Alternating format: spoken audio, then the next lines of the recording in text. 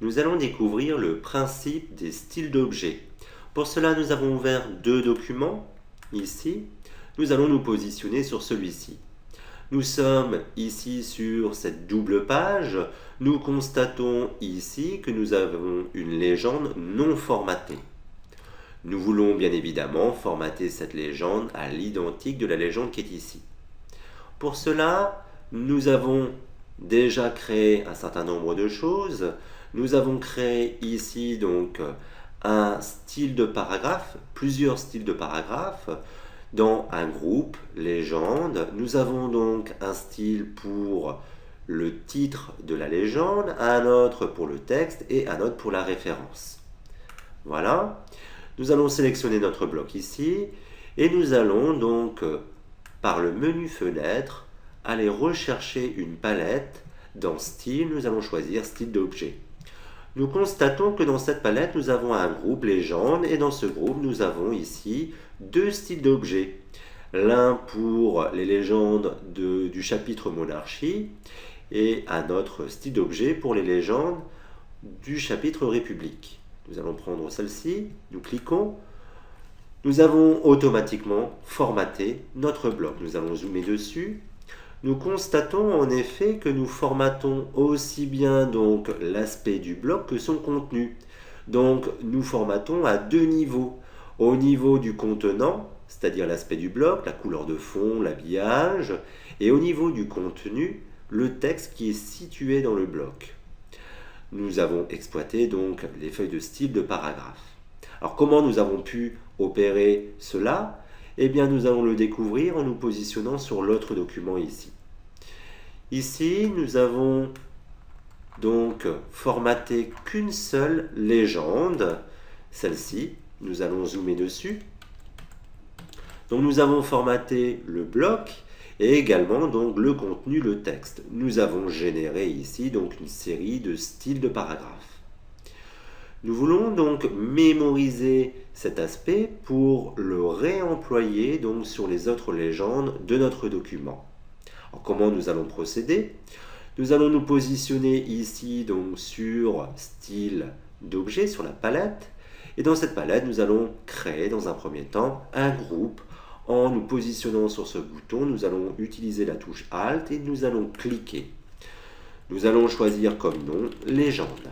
Nous validons, voilà, et nous nous positionnons sur notre groupe. Donc notre bloc est bien sélectionné ici.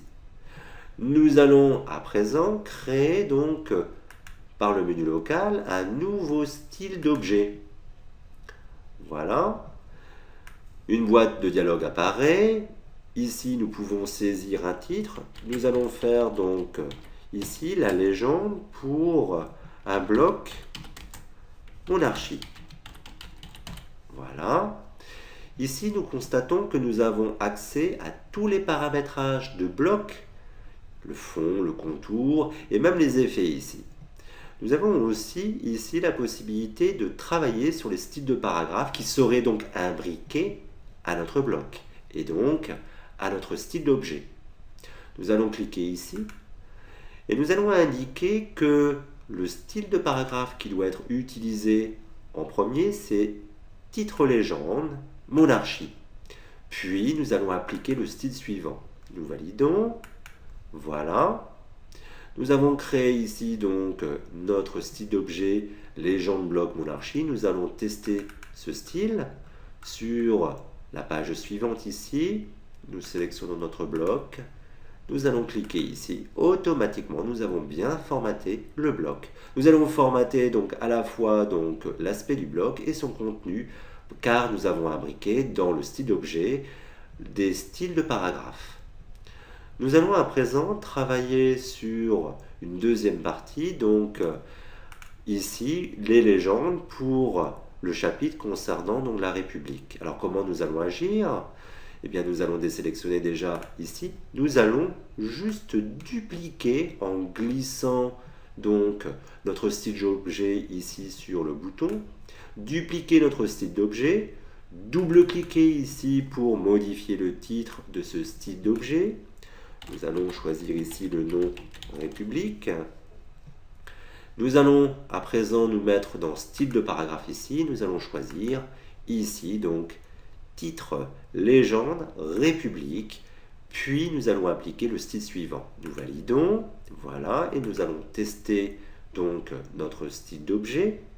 Voilà, nous constatons que cela fonctionne parfaitement, voilà, avec une couleur donc différente. Nous allons appliquer donc ce style d'objet ici, par exemple, voilà, sans problème. Donc tout ceci nous permet de pousser l'automatisation assez loin et nous pourrons, en cas de besoin, modifier le style d'objet et automatiquement cette modification s'appliquera à l'ensemble des objets liés. Par contre, cela nécessite une maîtrise au préalable des styles de paragraphes.